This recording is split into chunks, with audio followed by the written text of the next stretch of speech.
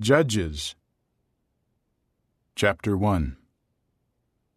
After the death of Joshua, the Israelites inquired of Jehovah, "Who of us will go up first to fight against the Canaanites?"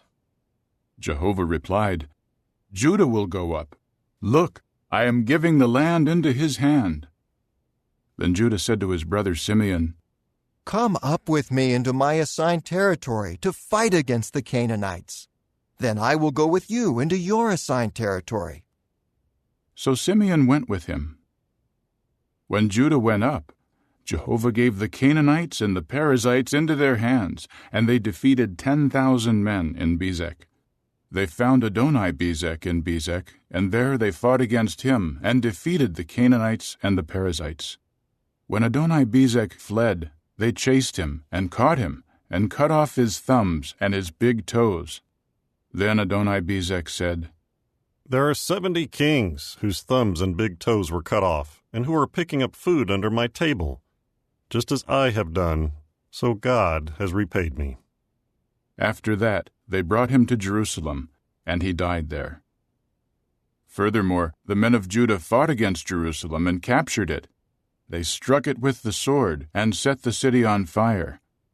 Afterward, the men of Judah went down to fight against the Canaanites inhabiting the mountainous region and the Negeb and the Shephelah. So Judah marched against the Canaanites who were dwelling in Hebron.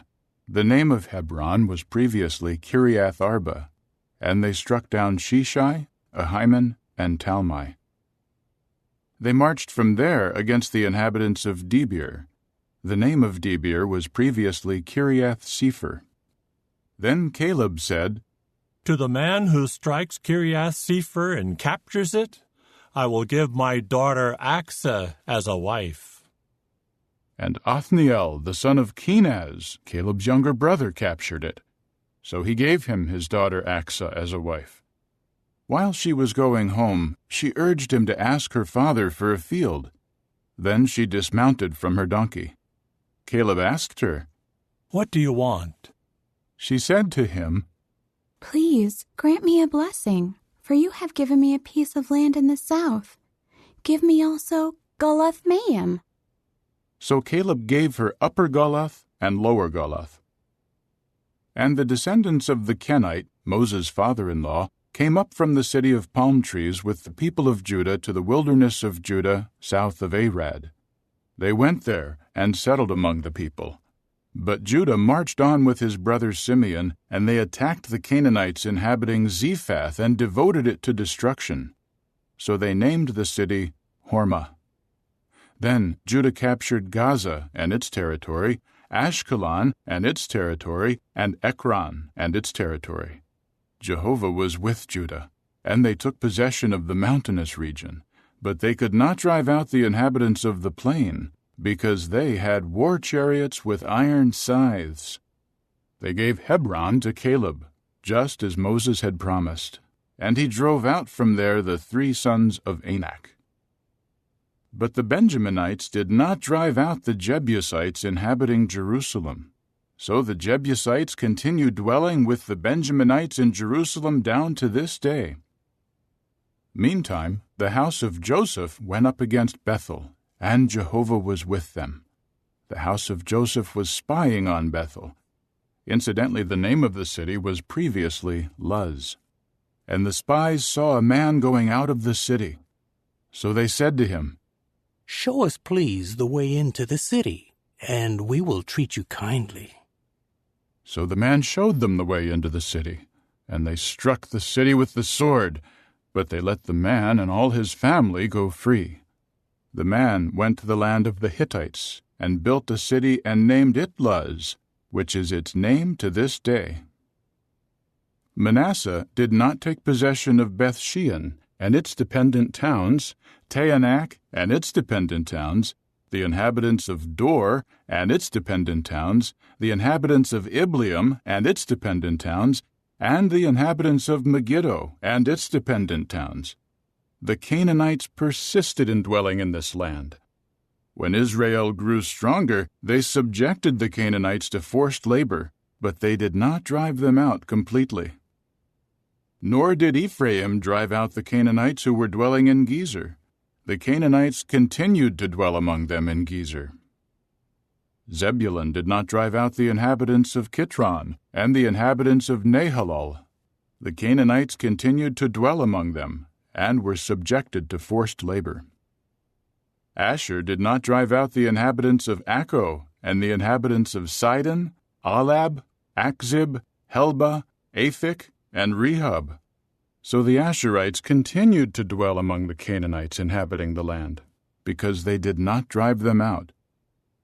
Naphtali did not drive out the inhabitants of Beth-Shemesh and the inhabitants of Beth-Anath, but they continued to dwell among the Canaanites inhabiting the land.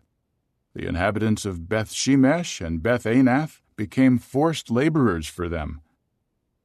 The Amorites confined the Danites to the mountainous region, for they would not let them come down into the plain. So the Amorites persisted in dwelling in Mount Heres, Aijalon, and Shaalbim. But when the power of the house of Joseph increased, they were forced into hard labor. The territory of the Amorites was from the ascent of Akrabim, from Selah upward. Chapter 2. Then Jehovah's angel went up from Gilgal to Bochim, and said, I brought you up out of Egypt into the land about which I swore to your forefathers. Furthermore, I said, I will never break my covenant with you. For your part, you must not make a covenant with the inhabitants of this land, and you should pull down their altars. But you have not obeyed my voice. Why have you done this? That is why I also said, I will not drive them away from before you, and they will ensnare you, and their gods will lure you away. When Jehovah's angel spoke these words to all the Israelites, the people began to weep loudly. So they named that place Bochim, and they sacrificed there to Jehovah.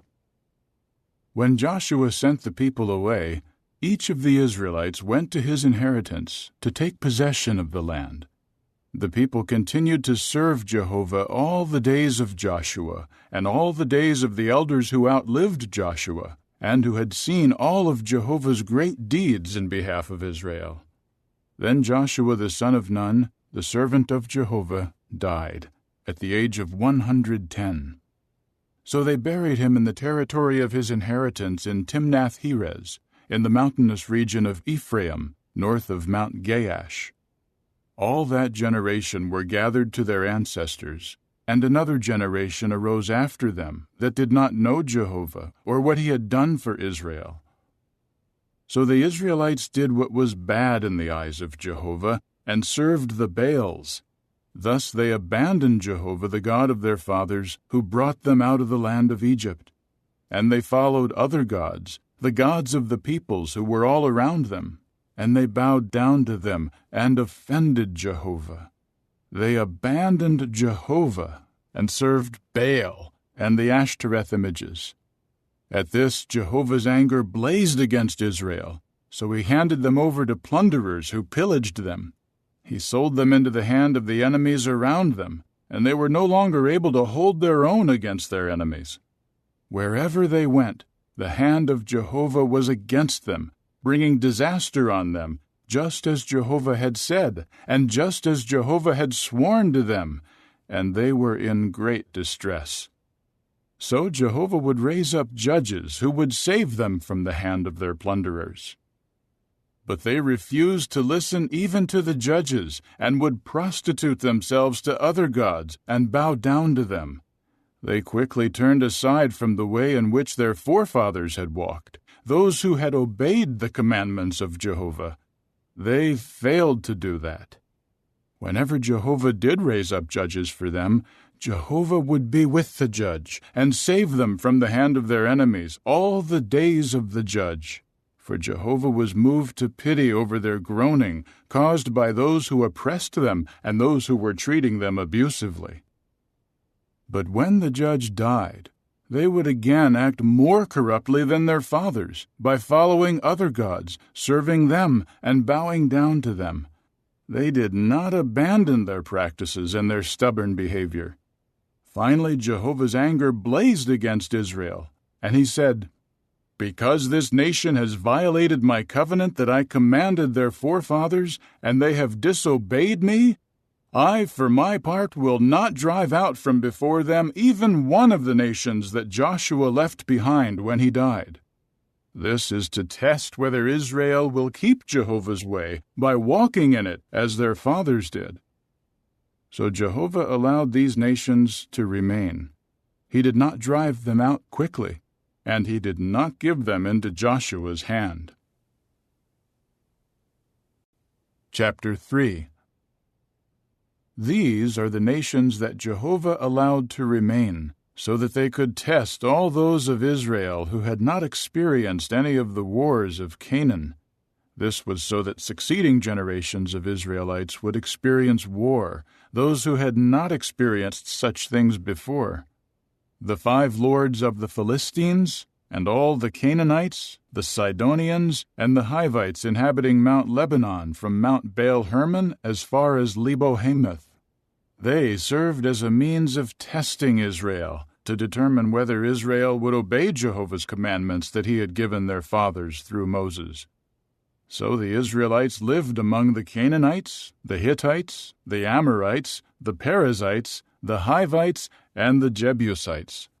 They would take their daughters as wives, and their own daughters they gave to their sons, and they began serving their gods.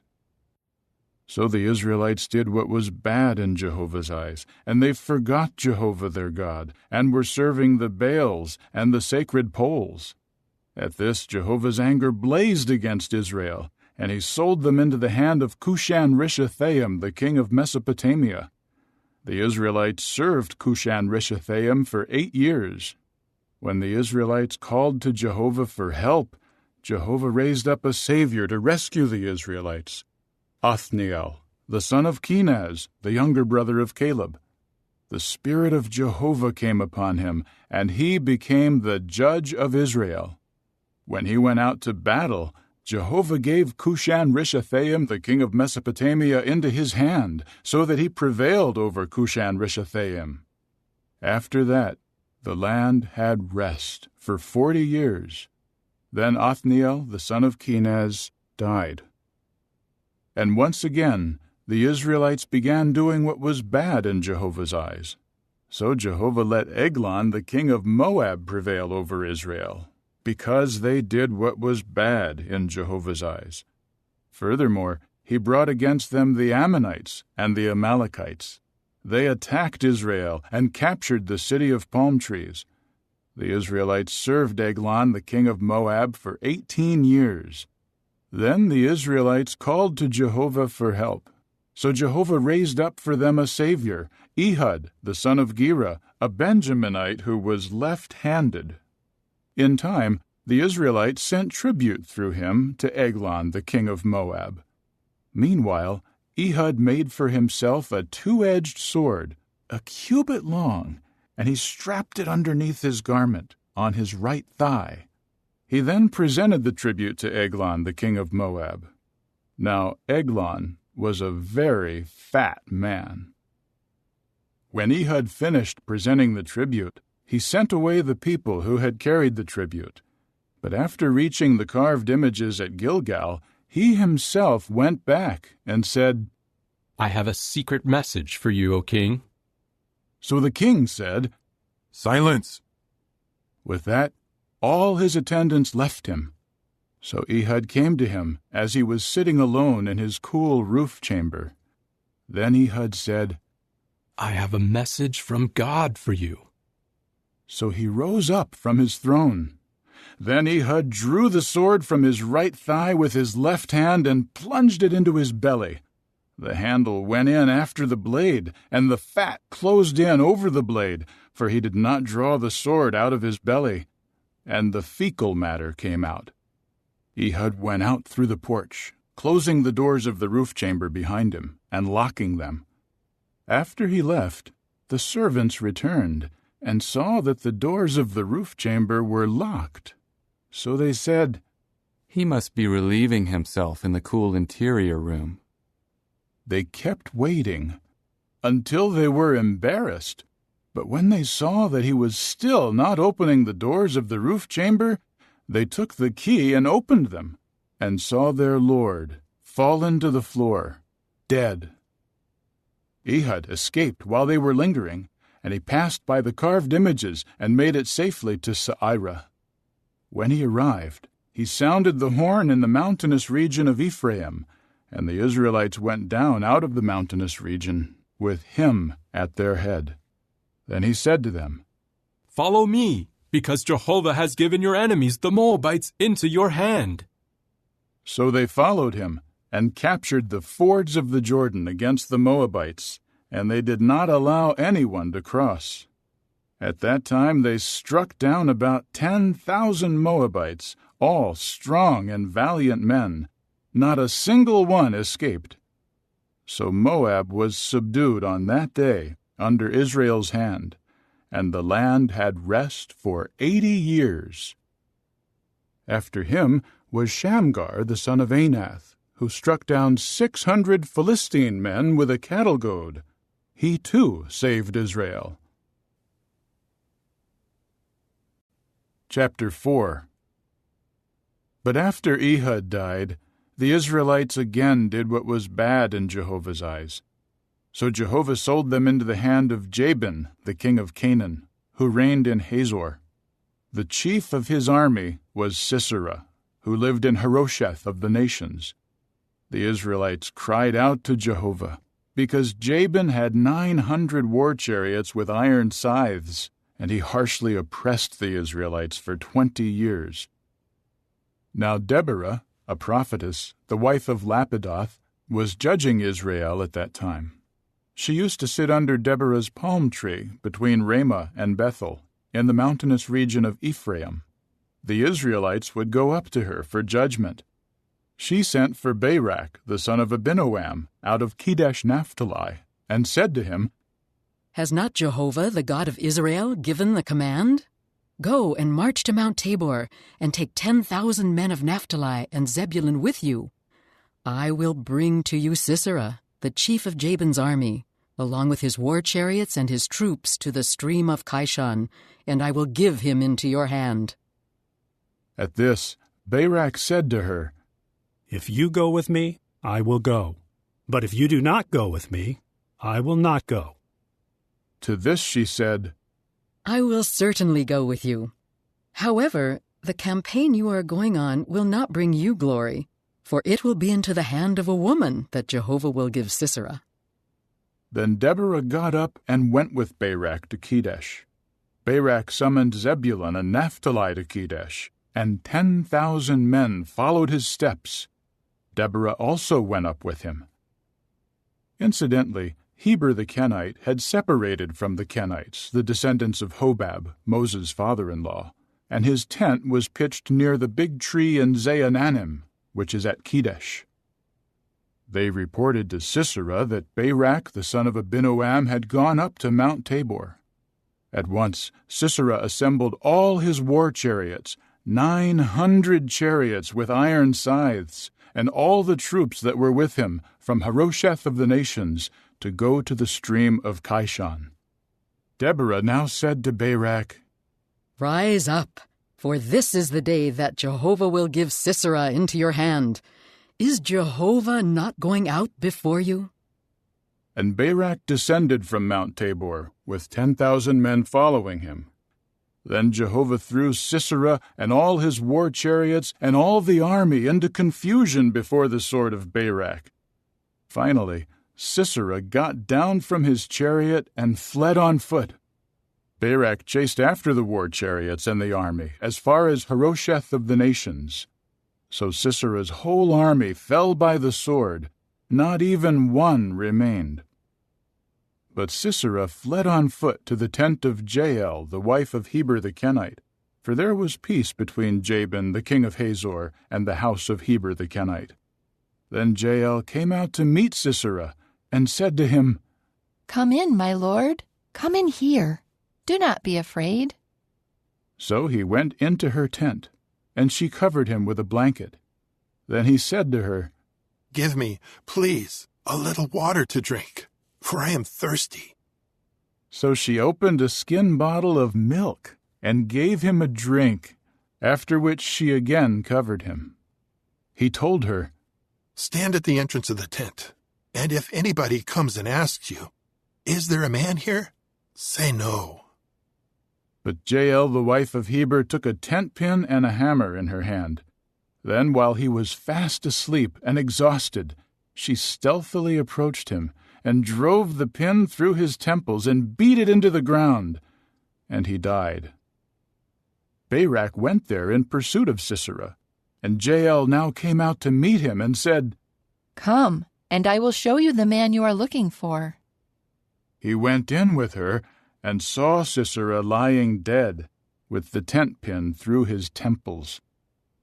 So on that day God subdued Jabin the king of Canaan before the Israelites.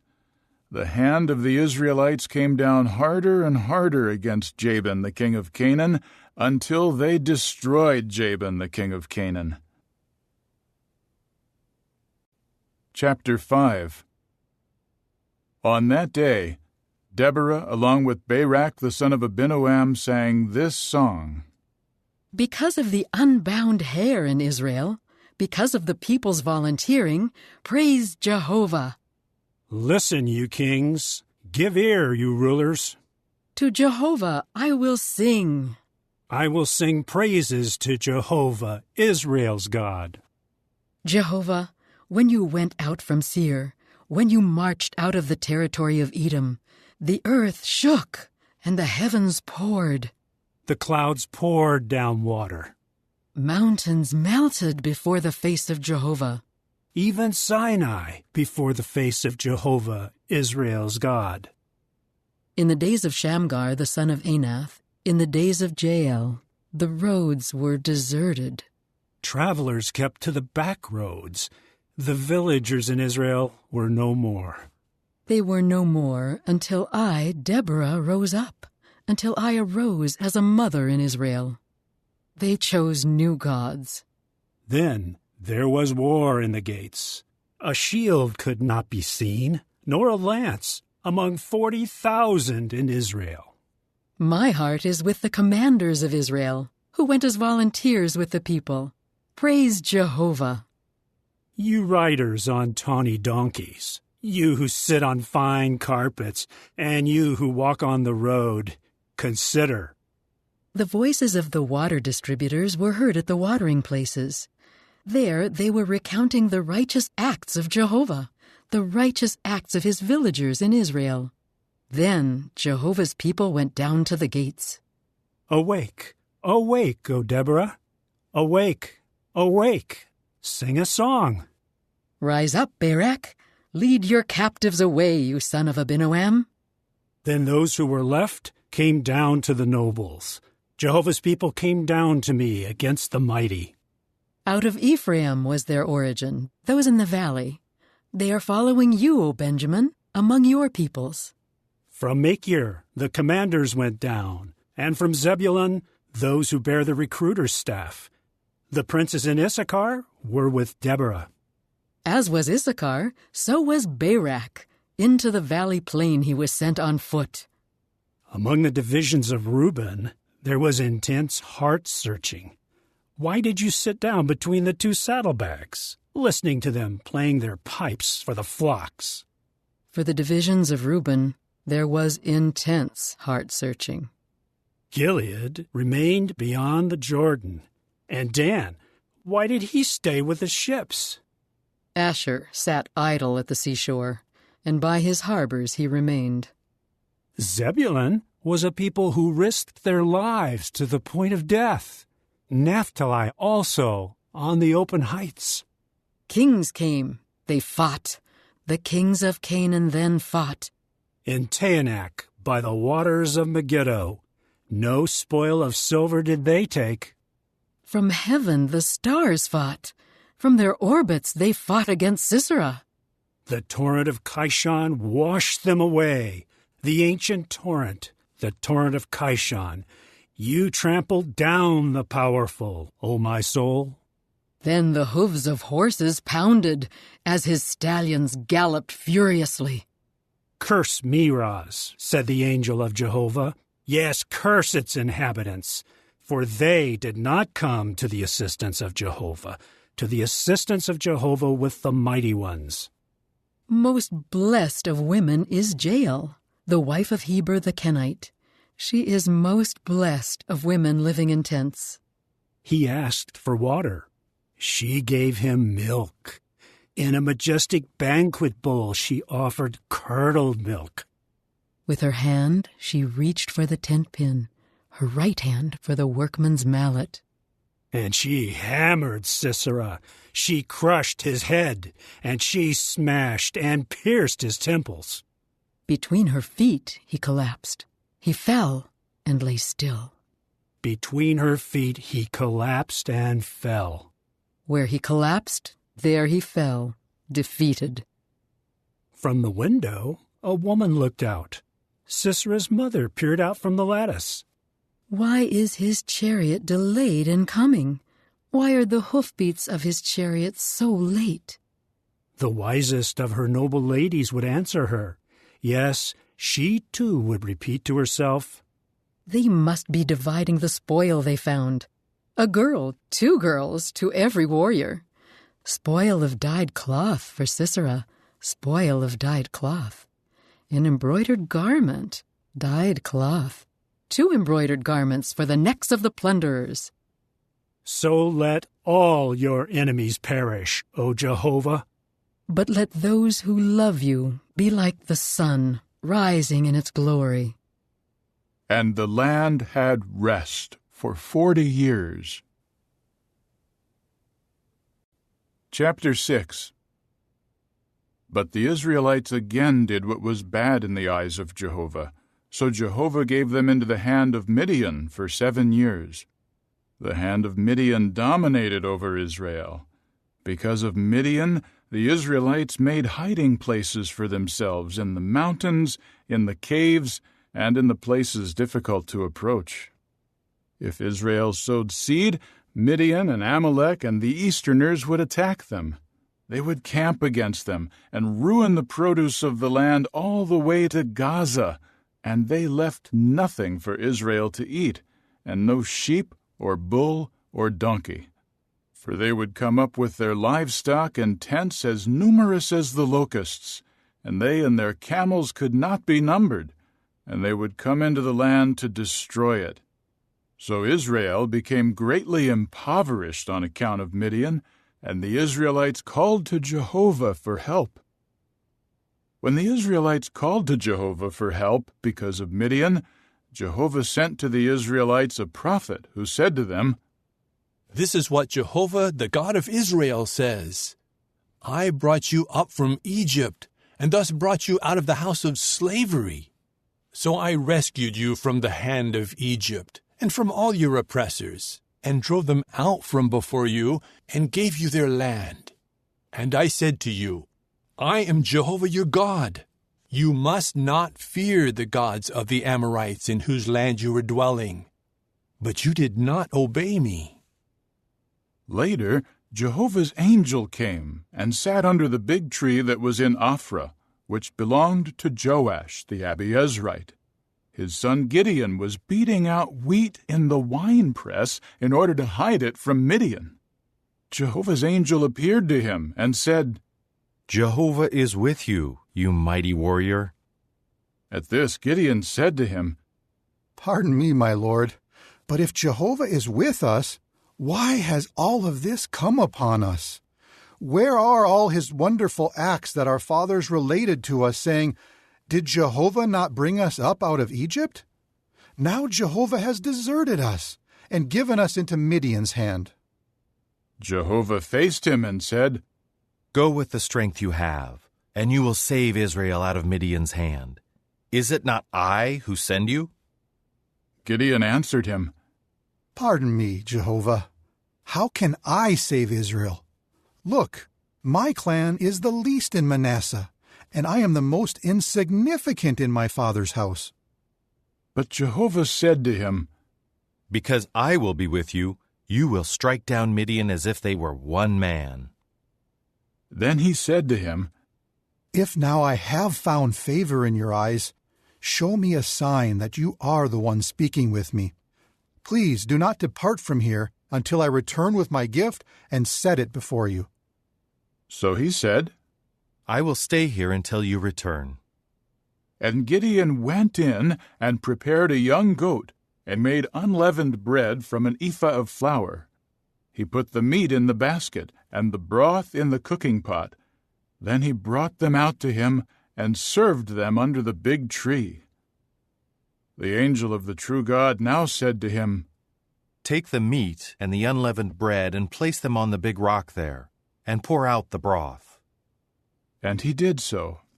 Then Jehovah's angel stretched out the tip of the staff that was in his hand, and touched the meat and the unleavened bread, and fire flared up from the rock and consumed the meat and the unleavened bread. Jehovah's angel then vanished from his sight. Gideon now realized that it was Jehovah's angel. At once Gideon said, "Alas, sovereign Lord Jehovah, for I have seen Jehovah's angel face to face." But Jehovah said to him, "Peace be with you. Have no fear. You will not die." So Gideon built an altar there to Jehovah, and it is called Jehovah Shalom down to this day. It is still in Ophrah of the Abiezrites. That night Jehovah said to him, "Take the young bull that belongs to your father, the second young bull that is 7 years old, and tear down the altar of Baal that belongs to your father, and cut down the sacred pole next to it. After you build an altar to Jehovah your God on top of this stronghold with the row of stones, take the second young bull and offer it as a burnt offering on the pieces of wood from the sacred pole that you cut down." So Gideon took 10 men of his servants and did just as Jehovah told him. But he feared the household of his father and the men of the city too much to do it by day, so he did it at night. When the men of the city got up early the next morning, they saw that the altar of Baal had been pulled down, and the sacred pole beside it had been cut down, and the second young bull had been offered up on the altar that had been built. They asked one another, "Who did this?" After they investigated, they said, "Gideon, the son of Joash, did this." So the men of the city said to Joash, "Bring your son out that he may die, because he pulled down the altar of Baal and cut down the sacred pole next to it." Joash then said to all those who confronted him, "Do you have to defend Baal? Do you have to save him? Whoever defends him should be put to death this morning. If he is a god, let him defend himself, since someone pulled down his altar." And he called Gideon Jerubbaal on that day, saying, "Let Baal defend himself, for someone has pulled down his altar." All Midian and Amalek and the Easterners joined forces, and they crossed over into the valley of Jezreel and camped. Then Jehovah's Spirit came upon Gideon, and he sounded the horn, and the Abiezrites rallied behind him. He sent out messengers through all of Manasseh, and they too rallied behind him. He also sent out messengers through Asher, Zebulun, and Naphtali, and they came up to meet him. Then Gideon said to the true God, "If you are saving Israel by means of me, just as you have promised, here I am laying a fleece of wool on the threshing floor.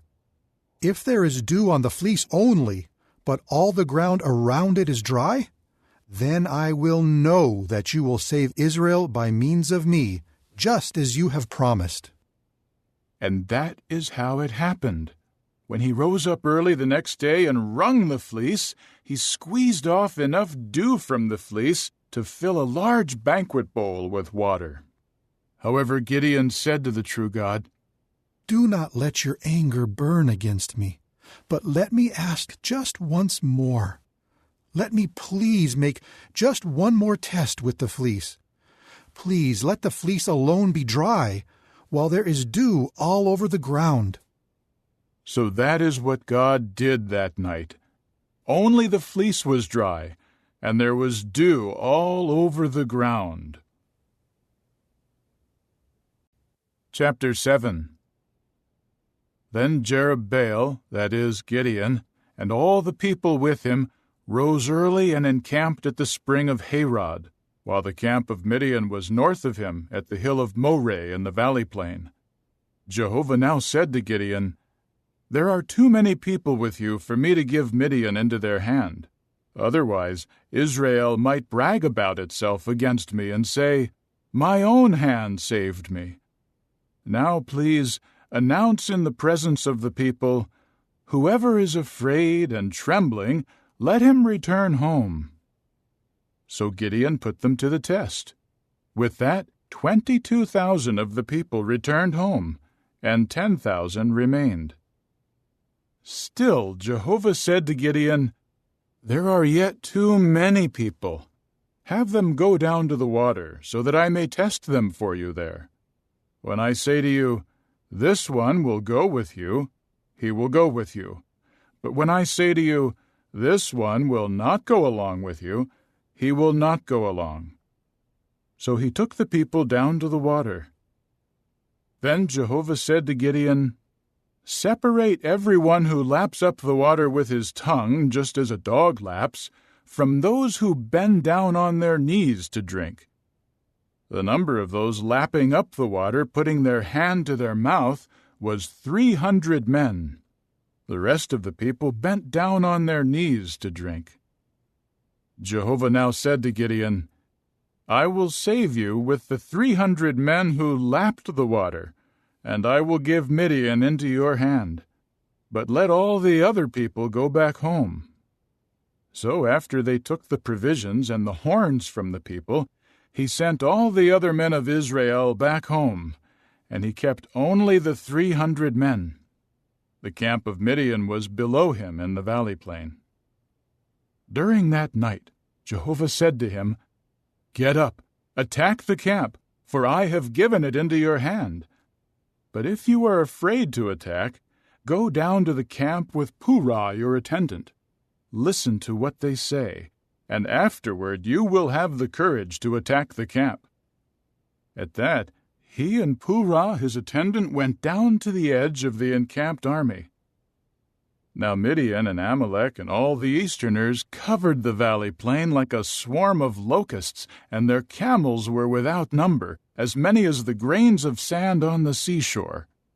Gideon now came, and there was a man relating a dream to his companion. And he said, "This is the dream I had. There was a round loaf of barley bread rolling into the camp of Midian. It came to a tent and struck it so hard that it collapsed. Yes, it turned the tent upside down, and the tent fell flat." At this his companion said, "This can only be the sword of Gideon, the son of Joash, a man of Israel. God has given Midian and all the camp into his hand." As soon as Gideon heard him relate the dream and its interpretation, he bowed down to worship. After that he returned to the camp of Israel and said, "Get up, for Jehovah has given the camp of Midian into your hand." Then he divided the 300 men into 3 bands, and gave all of them horns and large empty jars with torches inside the jars. Then he said to them, "Watch me and do exactly what I do. When I come to the edge of the camp, you should do just as I do. When I blow the horn, I and all who are with me, you also must blow the horns all around the camp and shout, 'For Jehovah and for Gideon.'" Gideon and the 100 men who were with him came to the edge of the camp at the start of the middle night watch, just after the sentries were posted. They blew the horns and smashed the large water jars that were in their hands. So the 3 bands blew the horns and shattered the large jars. They held the torches in their left hands and blew the horns in their right hands, and they called out, "The sword of Jehovah and of Gideon."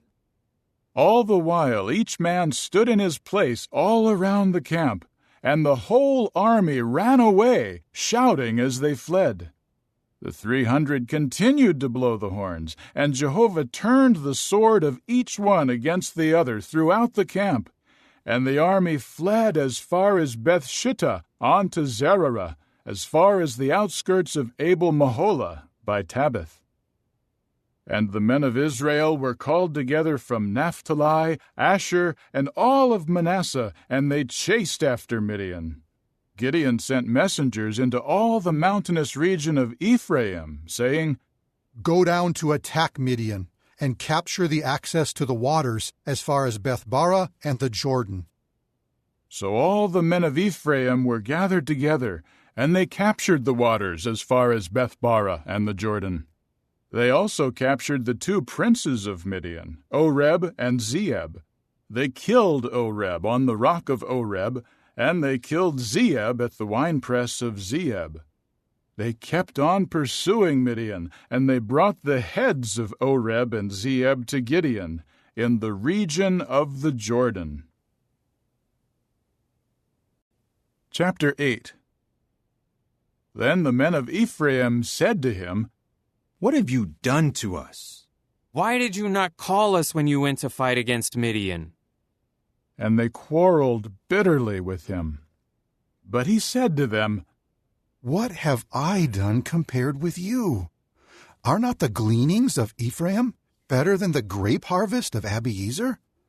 It was into your hand that God gave Midian's princes Oreb and Zeeb, and what have I done compared with you?"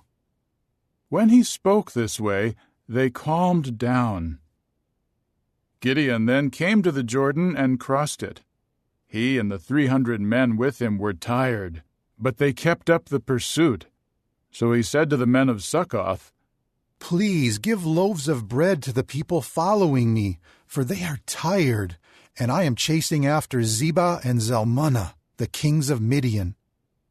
But the princes of Succoth said, "Are the palms of Zebah and Zalmunna already in your hand, so that we should give bread to your army?" At this Gideon said, "Just for that, when Jehovah gives Zebah and Zalmunna into my hand, I will give you a thrashing with the thorns and the briars of the wilderness." And he went up from there to Penuel and made the same request. But the men of Penuel gave him the same answer as the men of Succoth. So he said also to the men of Penuel, "When I return in peace, I will pull down this tower." Now Zebah and Zalmunna were in Karkor with their armies, about 15,000 men.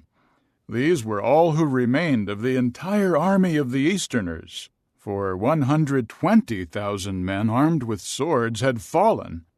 Gideon continued up by the way of the tent-dwellers east of Nobah and Jogbehah, and attacked the camp, which was off guard.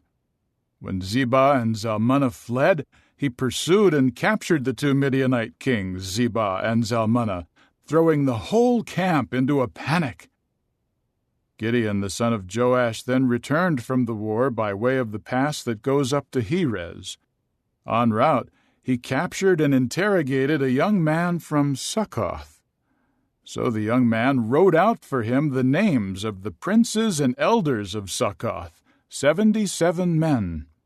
With that, he went to the men of Succoth and said, "Here are Zebah and Zalmunna, about whom you taunted me, saying, 'Are the palms of Zebah and Zalmunna already in your hand, so that we should give bread to your exhausted men?'" Then he took the elders of the city, and with thorns and briars of the wilderness, he taught the men of Succoth a lesson. And he pulled down the tower of Penuel and killed the men of the city. He asked Zebah and Zalmunna, "What sort of men did you kill in Tabor?" To this they said, "They were like you. Each one looked like the son of a king." At that he said, "They were my brothers, the sons of my mother. As surely as Jehovah lives, if you had spared their lives, I would not have to kill you." Then he said to Jether, his firstborn, "Get up, kill them." But the young man did not draw his sword. He was afraid, for he was still a young man. So Zebah and Zalmunna said, "Get up yourself and slay us, for a man is judged by his mightiness." So Gideon got up and killed Zebah and Zalmunna, and took the crescent-shaped ornaments that were on the necks of their camels. Later the men of Israel said to Gideon, "Rule over us, you and your son and your grandson as well, for you saved us out of the hand of Midian." But Gideon said to them, "I will not rule over you, nor will my son rule over you. Jehovah is the one who will rule over you." Gideon continued, "Let me make one request of you, that each of you give me a nose ring from his spoil." For they had gold nose rings because they were Ishmaelites. They replied, "We will surely give them." With that, they spread out a robe, and each man threw a nose ring from his spoil on it. The weight of the gold nose rings that he had requested amounted to 1,700 gold shekels, besides the crescent-shaped ornaments, the pendants, the purple wool garments worn by the kings of Midian, and the necklaces from the camels. Gideon made it into an ephod and exhibited it in his city, Ophrah. And all Israel committed spiritual prostitution with it there, and it served as a snare to Gideon and to his household. Thus Midian was subdued before the Israelites, and they did not challenge them again. And the land had rest for 40 years in the days of Gideon. So Jerubbaal the son of Joash returned to his home and stayed there. Gideon became father to 70 sons, for he had many wives. His concubine in Shechem also bore him a son, and he named him Abimelech. And Gideon the son of Joash died at a good old age, and was buried in the tomb of Joash his father, in Ophrah of the Abiezrites. As soon as Gideon died, the Israelites again committed spiritual prostitution with the Baals, and they appointed Baal-berith as their god. The Israelites did not remember Jehovah their God, who had rescued them from the hand of all their enemies around them, nor did they show loyal love toward the household of Jerubbaal, that is, Gideon, in return for all the good that he had done for Israel. Chapter 9. In time, Abimelech the son of Jerubbaal went to his mother's brothers in Shechem, and he said to them and to all the family of his grandfather, "Please ask all the leaders of Shechem, which is better for you, for all 70 sons of Jerubbaal to rule over you, or for one man to rule over you? And remember that I am your own bone and flesh." So his mother's brothers said this in his behalf to all the leaders of Shechem, and their hearts were inclined to follow Abimelech, for they said, "He is our own brother." Then they gave him 70 pieces of silver from the house of Baal-berith, and Abimelech used it to hire idle and insolent men to accompany him. After that, he went to his father's house at Ophrah, and killed his brothers, the sons of Jerubbaal, 70 men on one stone. The only survivor was Jotham, the youngest son of Jerubbaal, because he hid. Then all the leaders of Shechem and all Beth Millo gathered together and made Abimelech king, close by the big tree, by the pillar that was in Shechem. When they reported it to Jotham, he at once went and stood on the top of Mount Gerizim and called out in a loud voice to them, "Listen to me, you leaders of Shechem, and then God will listen to you. Once there were trees that went to anoint a king over them. So they said to the olive tree, 'Rule over us.' But the olive tree said to them, 'Must I give up my oil, which they use to glorify God and men, to go and wave over the other trees?' Then the tree said to the fig tree, 'Come and rule over us.' But the fig tree said to them, Must I give up my sweetness and my good fruitage to go and wave over the other trees? Next, the tree said to the vine, Come and rule over us. The vine replied to them, Must I give up my new wine that makes God and men rejoice to go and wave over the trees? Finally, all the other trees said to the bramble, Come and rule over us. At this, the bramble said to the trees, If you are really anointing me as king over you, come and seek refuge under my shadow. But if not, let fire come out of the bramble and consume the cedars of Lebanon. Now have you acted sincerely and honorably in making Abimelech king? And have you shown goodness toward Jerubbaal and his household? And have you treated him as he deserves? When my father fought for you, he risked his life to save you from Midian's hand.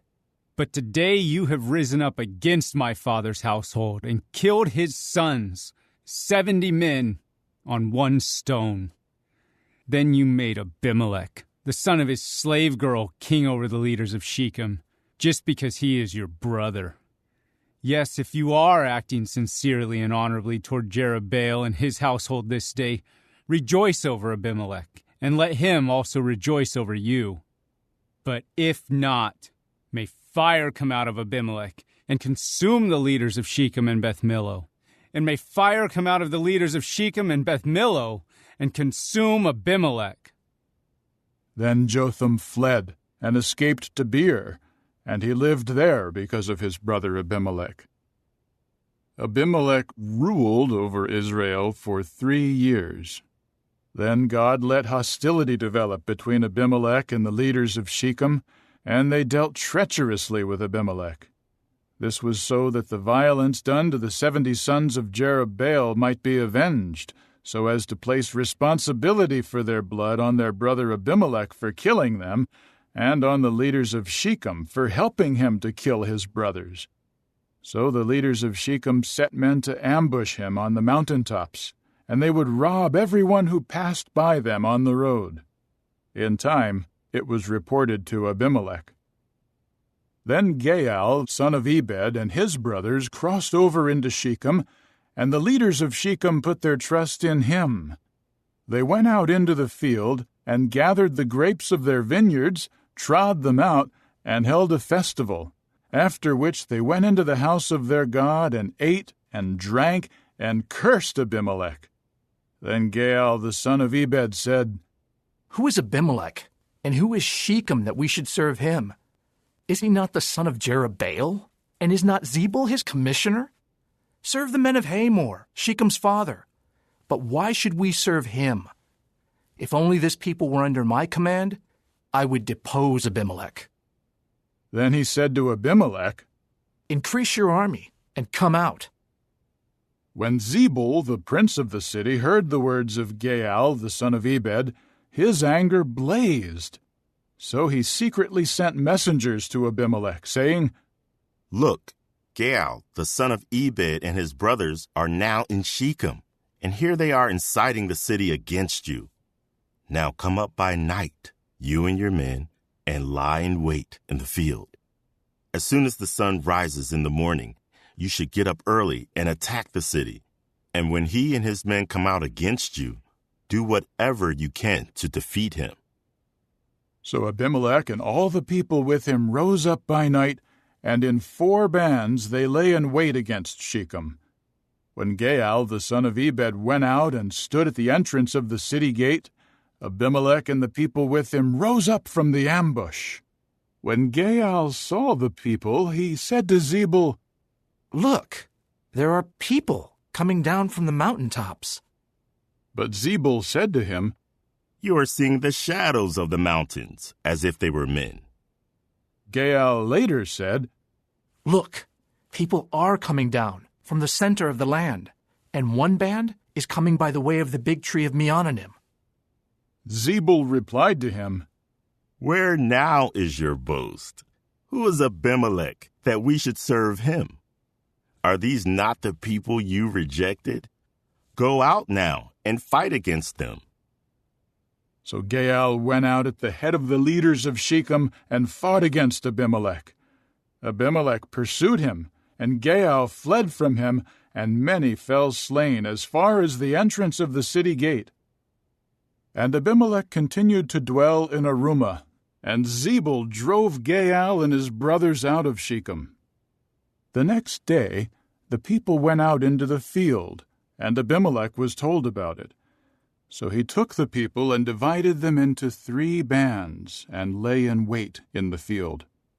When he saw the people going out of the city, he attacked them and struck them down. Abimelech and the bands with him charged forward and took a position at the entrance of the city gate, while 2 bands attacked all who were in the field, and they struck them down. Abimelech fought against the city all that day and captured it. He killed the people in it, and then he pulled the city down and sowed it with salt. When all the leaders of the Tower of Shechem heard about this, they immediately went to the vault of the house of El-Berith. As soon as it was reported to Abimelech that all the leaders of the Tower of Shechem had gathered together, Abimelech and all the men with him went up to Mount Zalmon. Abimelech took an axe in his hand and cut off a tree branch and lifted it on his shoulder and said to the people with him, "What you saw me do, hurry and do the same." So all the people also cut off branches and followed Abimelech. Then they put the branches against the vault and set the vault on fire. So all the people of the Tower of Shechem also died, about 1,000 men and women. Abimelech then went to Thebez. He camped against Thebez and captured it. There was a strong tower in the middle of the city, and all the men and women and all the city leaders fled there. They shut themselves in and climbed onto the roof of the tower. Abimelech made his way to the tower and attacked it. He approached the entrance of the tower to set it on fire. Then one of the women dropped an upper millstone on Abimelech's head and crushed his skull. He quickly called the attendant bearing his weapons and said to him, "Draw your sword and put me to death, so that they may not say about me, 'A woman killed him.'"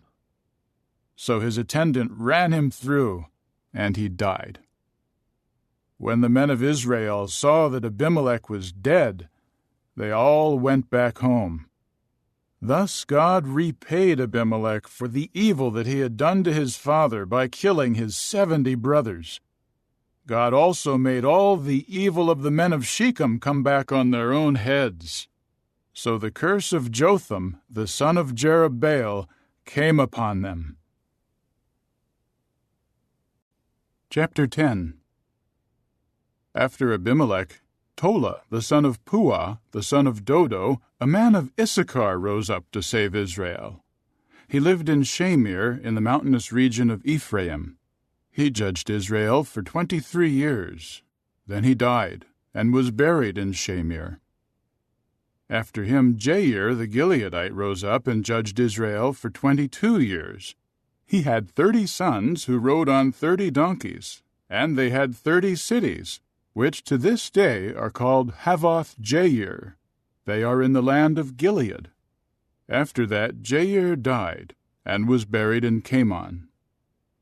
Again the Israelites did what was bad in the eyes of Jehovah, and they began to serve the Baals, the Ashtoreth images, the gods of Aram, the gods of Sidon, the gods of Moab, the gods of the Ammonites, and the gods of the Philistines. They abandoned Jehovah and did not serve him. Then Jehovah's anger blazed against Israel, and he sold them into the hands of the Philistines and the Ammonites. So they crushed and greatly oppressed the Israelites in that year. For 18 years they oppressed all the Israelites on the side of the Jordan that had been the land of the Amorites in Gilead. The Ammonites would also cross the Jordan to fight against Judah and Benjamin and the house of Ephraim, and Israel was greatly distressed. Then the Israelites called to Jehovah for help, saying, "We have sinned against you, for we abandoned our God and served the Baals." But Jehovah said to the Israelites, Did I not save you from Egypt and from the Amorites, the Ammonites, the Philistines, the Sidonians, Amalek, and Midian when they oppressed you? When you cried out to me, I saved you out of their hand. But you abandoned me and served other gods. That is why I will not save you again. Go to the gods whom you have chosen and call for help. Let them save you in your time of distress. But the Israelites said to Jehovah, We have sinned. Do to us whatever is good in your eyes. Only save us, please, this day. And they removed the foreign gods from their midst and served Jehovah, so that he could no longer tolerate Israel's suffering. In time the Ammonites were called together, and they pitched camp in Gilead. So the Israelites gathered together and pitched camp in Mizpah. The people and the princes of Gilead said to one another, Who will take the lead in fighting against the Ammonites? Let him become the chief over all the inhabitants of Gilead. Chapter 11. Now Jephthah the Gileadite was a mighty warrior. He was the son of a prostitute, and Gilead was Jephthah's father. But Gilead's wife also bore him sons. When the sons of his wife grew up, they drove Jephthah out and said to him, You will have no inheritance in our father's household, for you are the son of another woman. So Jephthah fled from his brothers and settled in the land of Tob, and idle men joined company with Jephthah, and they followed him. After a while, the Ammonites fought against Israel. And when the Ammonites fought against Israel, the elders of Gilead immediately went to bring Jephthah back from the land of Tob. They said to Jephthah, Come and serve as our commander, so that we can fight against the Ammonites. But Jephthah said to the elders of Gilead, Was it not you who hated me so much that you drove me out of my father's house? Why have you come to me now when you are in distress? At this the elders of Gilead said to Jephthah, That is why now we have returned to you. If you go with us and fight against the Ammonites, you will become our leader over all the inhabitants of Gilead. So Jephthah said to the elders of Gilead, If you bring me back to fight against the Ammonites and Jehovah defeats them for me, then I will indeed become your leader. The elders of Gilead said to Jephthah, Let Jehovah be the witness between us if we do not do as you say. So Jephthah went with the elders of Gilead, and the people made him their leader and commander.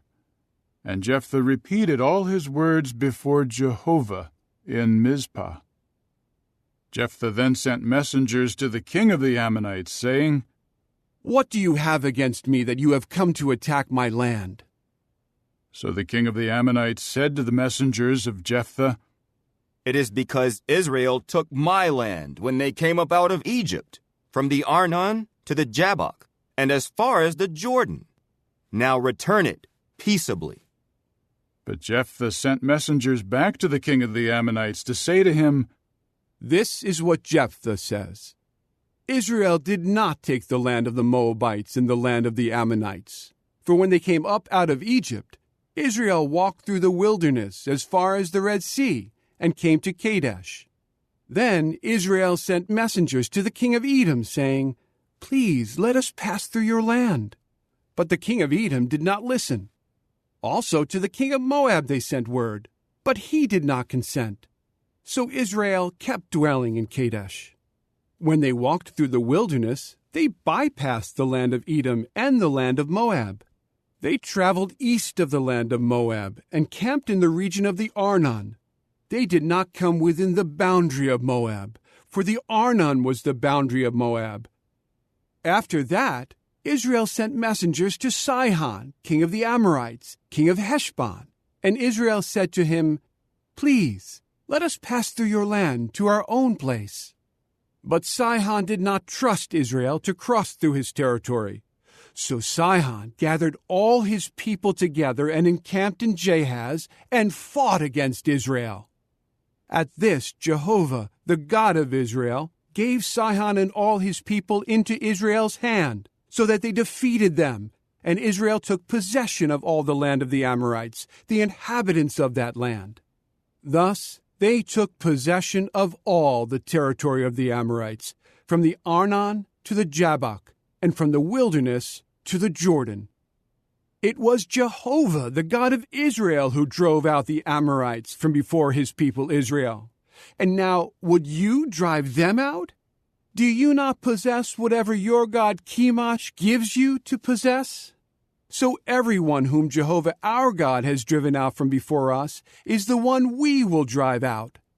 Now are you any better than Balak, the son of Zippor, the king of Moab?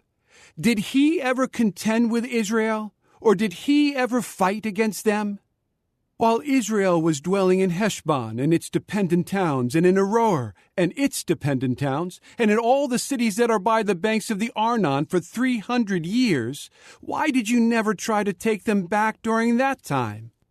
I have not sinned against you, but you are wrong to attack me. Let Jehovah, the judge, be judged today between the people of Israel and the people of Ammon. But the king of the Ammonites would not listen to the message that Jephthah sent to him. Jehovah's Spirit came upon Jephthah, and he passed through Gilead and Manasseh to go to Mizpah of Gilead, and from Mizpah of Gilead he continued on to the Ammonites. Then Jephthah made a vow to Jehovah and said, If you give the Ammonites into my hand, then whoever comes out of the door of my house to meet me when I return in peace from the Ammonites will become Jehovah's, and I will offer that one up as a burnt offering. So Jephthah went to fight against the Ammonites, and Jehovah gave them into his hand. He struck them down with a very great slaughter, from Aroer all the way to Minnith, 20 cities, and as far as Abel-Keramim. Thus the Ammonites were subdued before the Israelites. Finally, Jephthah came to his home in Mizpah, and look, his daughter was coming out to meet him, playing the tambourine and dancing. Now she was his one and only child. Besides her, he had neither son nor daughter. When he saw her, he ripped his garments and said, Oh no, my daughter, you have broken my heart, for you have become the one I have banished. Now I have opened my mouth to Jehovah, and I am unable to turn back. But she said to him, My father, if you have opened your mouth to Jehovah, do to me as you have promised, since Jehovah has executed vengeance for you upon your enemies, the Ammonites. She then said to her father, Let this be done for me. Let me be alone for 2 months, and let me go away into the mountains, and let me weep over my virginity with my female companions. At this he said, Go. So he sent her away for 2 months, and she went to the mountains with her companions to weep over her virginity. At the end of 2 months, she returned to her father, after which he carried out the vow he had made regarding her. She never had relations with a man, and it became a custom in Israel. From year to year, the young women of Israel would go to give commendation to the daughter of Jephthah the Gileadite, 4 days in the year. Chapter 12. Then the men of Ephraim were summoned, and they crossed over to Zaphon, and said to Jephthah, Why did you not call us to go with you when you crossed over to fight against the Ammonites? We will burn your house down with you in it. But Jephthah said to them, Along with my people, I was engaged in a great conflict with the Ammonites. I did call to you for help, but you did not save me from their hand. When I saw that you would not save me, then I decided to risk my life and go against the Ammonites, and Jehovah handed them over to me. So why have you come today to fight against me? Jephthah then gathered all the men of Gilead, and they fought Ephraim. The men of Gilead defeated Ephraim, who had said, "You are only fugitives from Ephraim, you Gileadites in Ephraim and Manasseh." Gilead captured the fords of the Jordan ahead of Ephraim, and when the men of Ephraim were trying to escape, they would say, "Let me cross over." Then the men of Gilead would ask each one, "Are you an Ephraimite?" When he would reply, "No," they would say to him, "Please say Shibboleth." But he would say, "Sibboleth," as he was unable to say the word correctly. Then they would seize him and slay him at the fords of the Jordan. So 42,000 Ephraimites fell at that time. Jephthah judged Israel for 6 years, after which Jephthah the Gileadite died, and was buried in his city in Gilead. Ibzan from Bethlehem judged Israel after him. He had 30 sons and 30 daughters. He sent his daughters to marry men outside his clan, and he brought in 30 women to marry his sons. He judged Israel for 7 years. Then Ibzan died, and was buried in Bethlehem. After him, Elon the Zebulunite judged Israel. He judged Israel for 10 years. Then Elon the Zebulunite died, and was buried in Aijalon in the land of Zebulun. After him, Abdon the son of Hillel the Pirathonite judged Israel. He had 40 sons and 30 grandsons who rode on 70 donkeys. He judged Israel for 8 years. Then Abdon the son of Hillel the Pirathonite died, and was buried in Pirathon, in the land of Ephraim, in the mountain of the Amalekite. Chapter 13. Again the Israelites did what was bad in Jehovah's eyes, and Jehovah gave them into the hand of the Philistines for 40 years. Meanwhile, there was a man of Zorah, of the family of the Danites, whose name was Manoah. His wife was barren and childless. In time Jehovah's angel appeared to the woman and said to her, "Look, you are barren and childless, but you will conceive and give birth to a son. Now be careful not to drink wine or anything alcoholic, and do not eat anything unclean. Look, you will conceive and give birth to a son, and no razor should touch his head, because the child will be a Nazirite of God from birth, and he will take the lead in saving Israel out of the hand of the Philistines." Then the woman went and told her husband, "A man of the true God came to me, and his appearance was like an angel of the true God, very awe-inspiring. I did not ask him where he was from, nor did he tell me his name. But he said to me, 'Look, you will conceive and give birth to a son. Now do not drink wine or anything alcoholic, and do not eat anything unclean, because the child will be a Nazirite of God from birth until the day of his death.'" Manoah pleaded with Jehovah and said, "Pardon me, Jehovah. Please, let the man of the true God whom you just sent come again to instruct us about what we should do with the child who will be born." So the true God listened to Manoah, and the angel of the true God came again to the woman while she was sitting in the field. Her husband Manoah was not with her. The woman quickly ran and told her husband, "Look, the man who came to me the other day has appeared to me." Then Manoah got up and went with his wife. He came to the man and said to him, "Are you the man who spoke to my wife?" He said, "I am." Then Manoah said, "May your words come true. What will be the child's manner of life, and what will be his work?" So Jehovah's angel said to Manoah, "Your wife should keep herself from everything that I mentioned to her. She should not eat anything that the grapevine produces. She should not drink wine or anything alcoholic, and she should not eat anything unclean. Everything that I commanded her, let her observe." Manoah now said to Jehovah's angel, Please stay, and let us prepare a young goat for you. But Jehovah's angel said to Manoah, If I stay, I will not eat your food. But if you wish to present a burnt offering to Jehovah, you may offer it up. Manoah did not know that he was Jehovah's angel. Then Manoah said to Jehovah's angel, What is your name, so that we may honor you when your word comes true?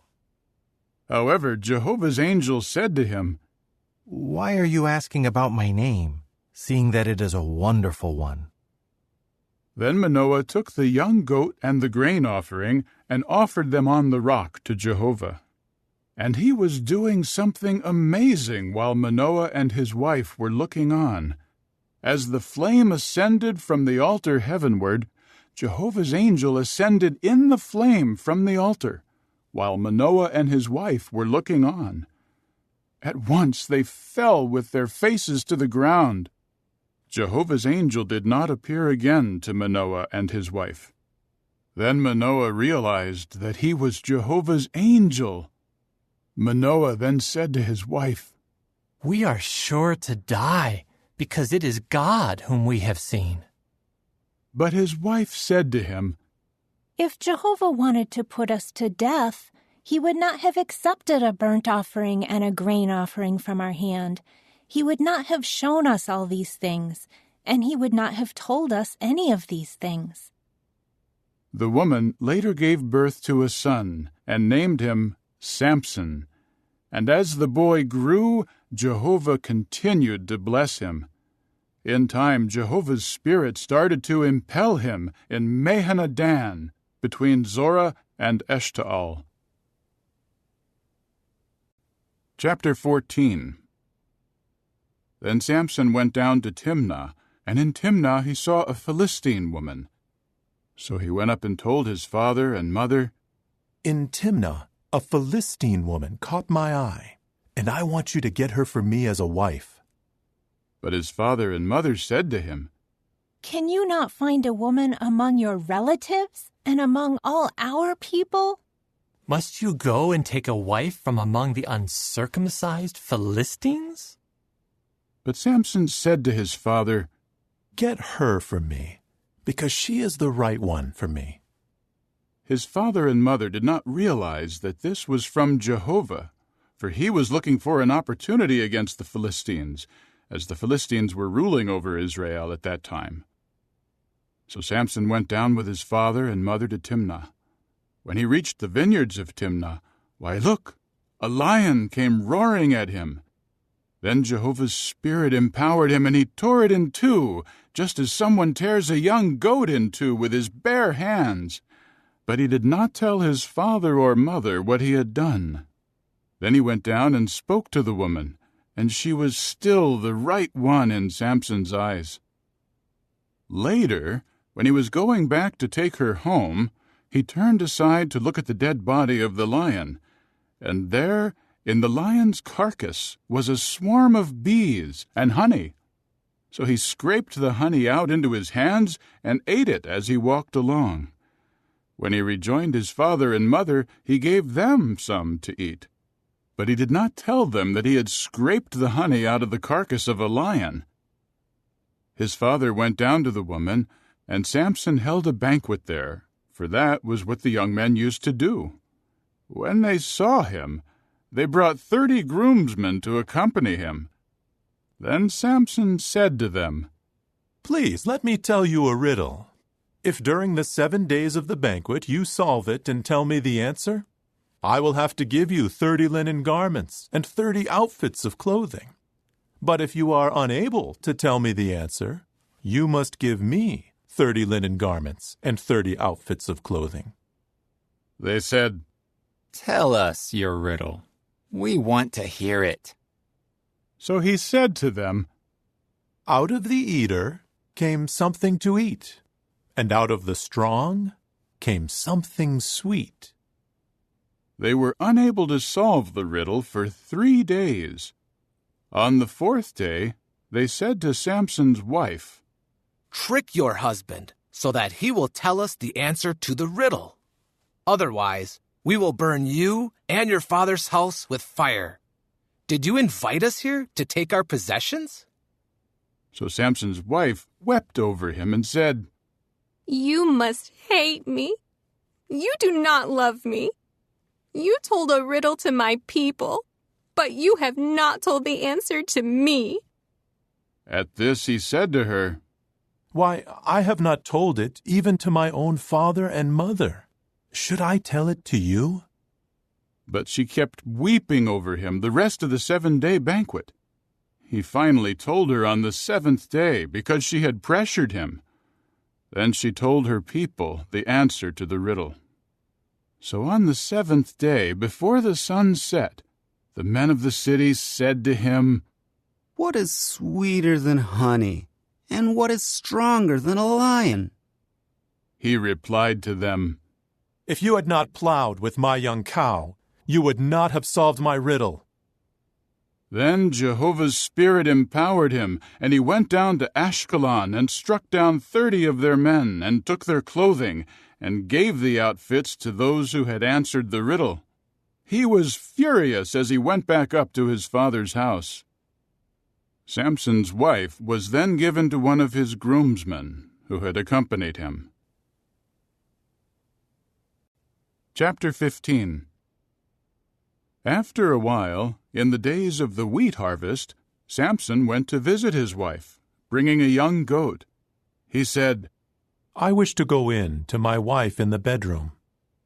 But her father did not allow him to go in. Her father said, I thought you must surely hate her, so I gave her to your groomsmen.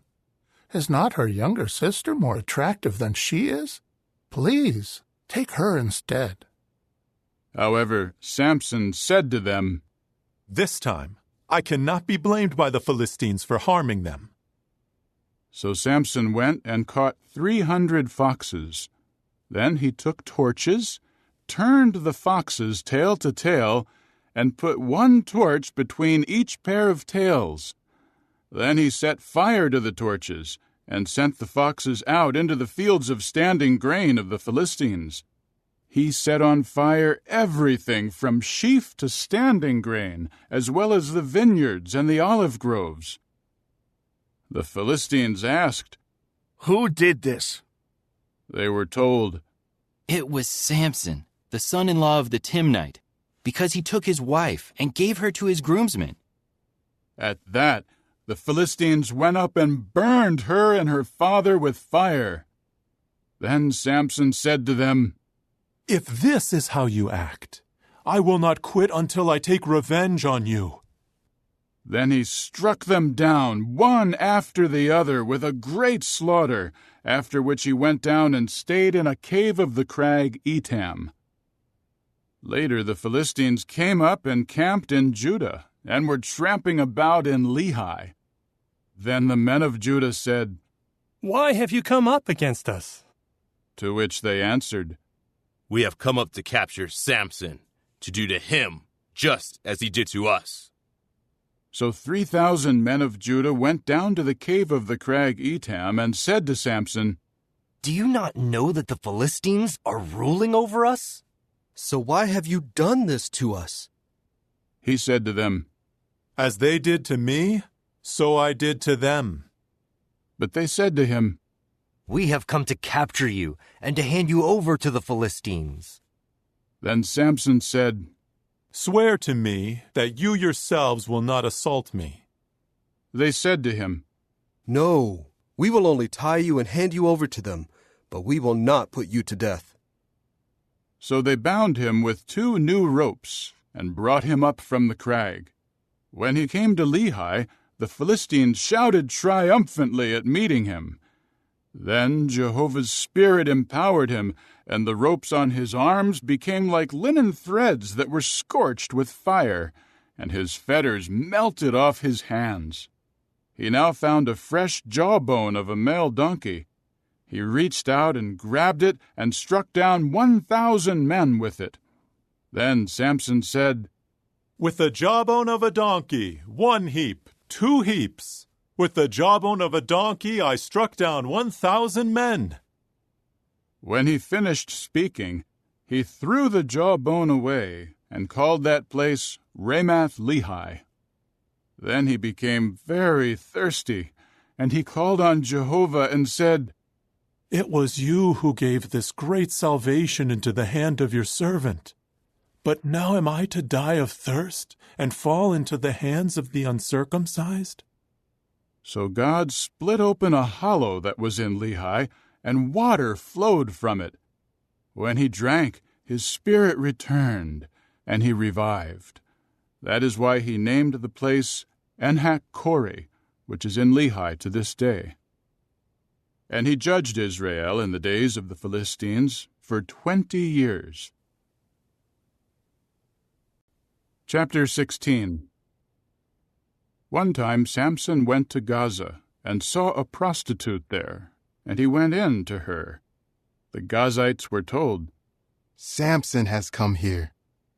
So they surrounded him and lay an ambush for him all night long in the city gate. They stayed quiet the whole night, saying to themselves, "When daylight comes, we will kill him." However, Samson kept lying there until midnight. Then he got up at midnight and grabbed the doors of the city gate and the 2 side posts and pulled them out along with the bar. He put them on his shoulders and carried them up to the top of the mountain that faces Hebron. After that, he fell in love with a woman in the valley of Sorek, whose name was Delilah. So the lords of the Philistines approached her and said, "Trick him and find out what gives him such great strength, and how we can overpower him and tie him and subdue him. For this, we will each give you 1,100 silver pieces." Delilah later said to Samson, "Please, tell me where your great power comes from, and what can be used to tie you and subdue you."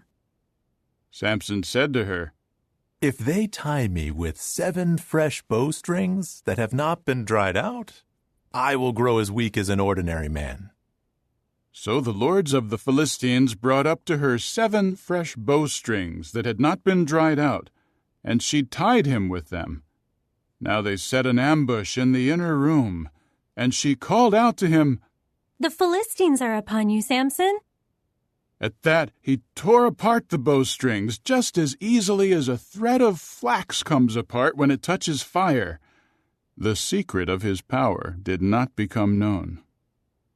Then Delilah said to Samson, "Look, you have fooled me and told me lies.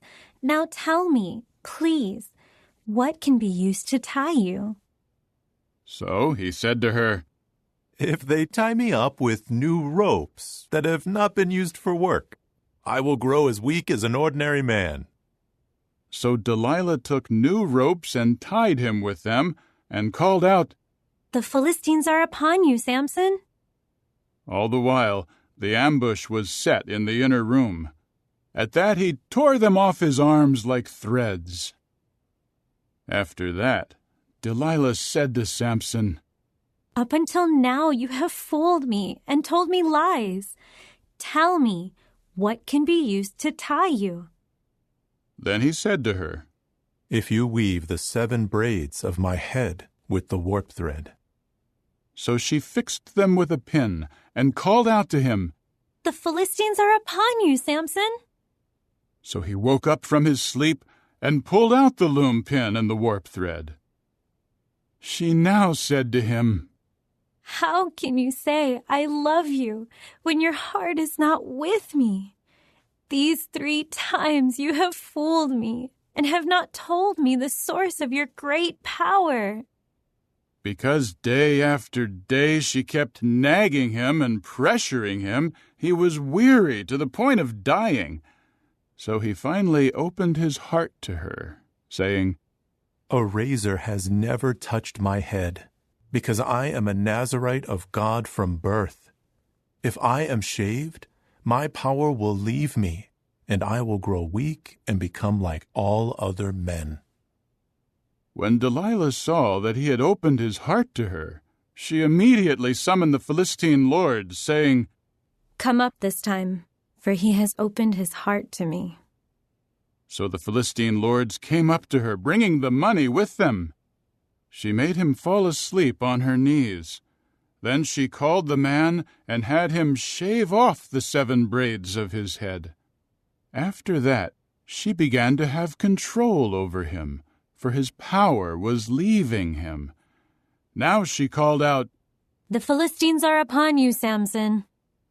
He woke up from his sleep and said, I will go out as at other times and shake myself free. But he did not know that Jehovah had left him. So the Philistines seized him and bored his eyes out. Then they brought him down to Gaza and bound him with 2 copper fetters, and he became a grinder of grain in the prison. But the hair of his head started to grow back again after he had been shaved.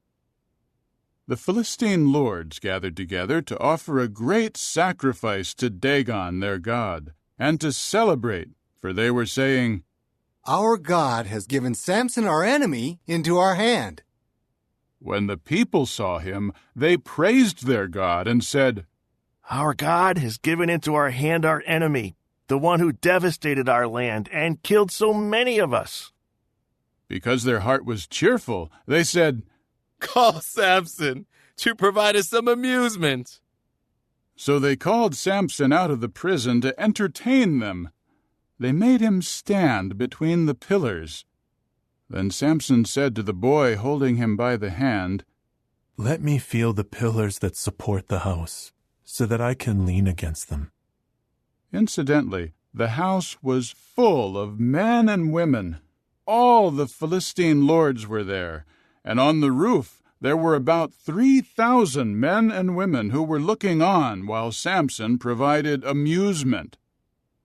Samson now called out to Jehovah, Sovereign Lord Jehovah, remember me, please, and strengthen me, please, just this once, O God, and let me take revenge on the Philistines for one of my 2 eyes. Then Samson braced himself against the 2 middle pillars that supported the house, and he leaned on them, with his right hand on one and his left hand on the other. Samson called out, Let me die with the Philistines! Then he pushed with all his might, and the house fell on the lords and all the people in it. So he killed more at his death than he had killed during his life. Later his brothers and all his father's family came down to take him back. They brought him up and buried him between Zorah and Eshtaol in the tomb of Manoah, his father. He had judged Israel for 20 years. Chapter 17. There was a man of the mountainous region of Ephraim named Micah. He said to his mother, The 1,100 silver pieces that were taken from you, about which you pronounced a curse, which I heard. Look, the silver is with me. I was the one who took it. At that his mother said, May Jehovah bless my son. So he gave the 1,100 pieces of silver back to his mother. But his mother said, I will without fail sanctify the silver to Jehovah from my hand, for my son to use in making a carved image and a metal statue. Now I give it back to you. After he returned the silver to his mother took 200 silver pieces and gave them to the silversmith. He made a carved image and a metal statue, and they were put in Micah's house. This man Micah had a house of gods, and he made an ephod and teraphim statues and installed one of his sons to serve as priest for him. In those days there was no king in Israel. Each one was doing what was right in his own eyes. Now there was a young man of Bethlehem in Judah, who was of the family of Judah. He was a Levite who had been living there for a time. The man left the city of Bethlehem in Judah to find a place to live. While on his journey, he came to the mountainous region of Ephraim, to the house of Micah. Then Micah said to him, Where do you come from? He replied, I am a Levite from Bethlehem in Judah, and I am on my way to find a place to live. So Micah said to him, Stay with me and serve as a father and a priest for me.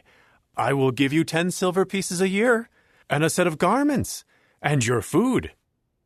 So the Levite went in. Thus the Levite agreed to stay with the man, and the young man became like one of his sons.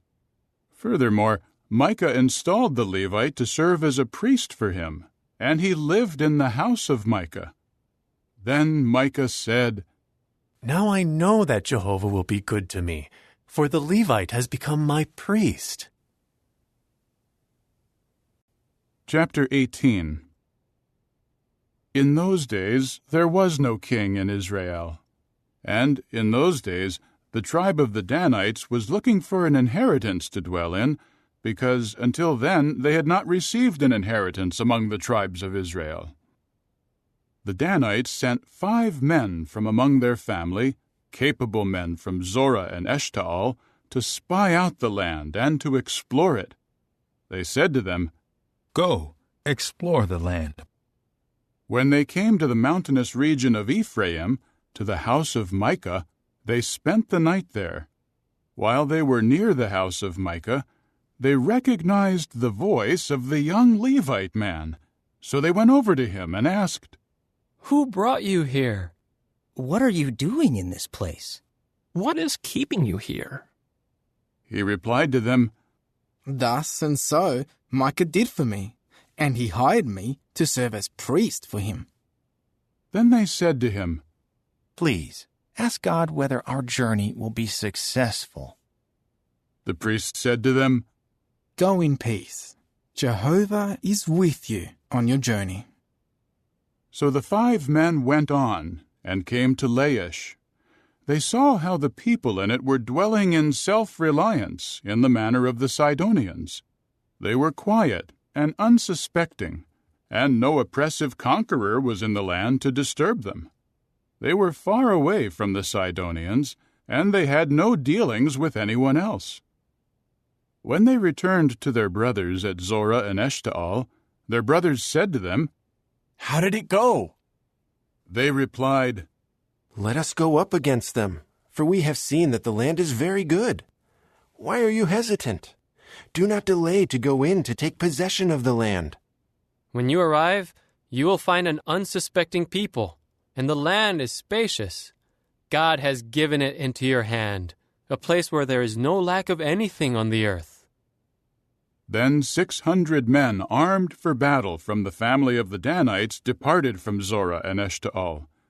They went up and camped at Kiriath Jearim in Judah. That is why that place which is west of Kiriath Jearim is called Mehanadan to this day. They went from there to the mountainous region of Ephraim and came to the house of Micah. Then the 5 men who had gone to spy out the land of Laish said to their brothers, Did you know that there are in these houses an ephod, teraphim statues, a carved image, and a metal statue? Think about what you should do. So they stopped there and came to the house of the young Levite man at the house of Micah and asked how he was. All the while the 600 men of Dan, armed for battle, stood at the entrance of the gate. The 5 men who had gone to spy out the land went inside to take the carved image, the ephod, the teraphim statues, and the metal image. The priest was standing at the entrance of the gate with the 600 men armed for battle.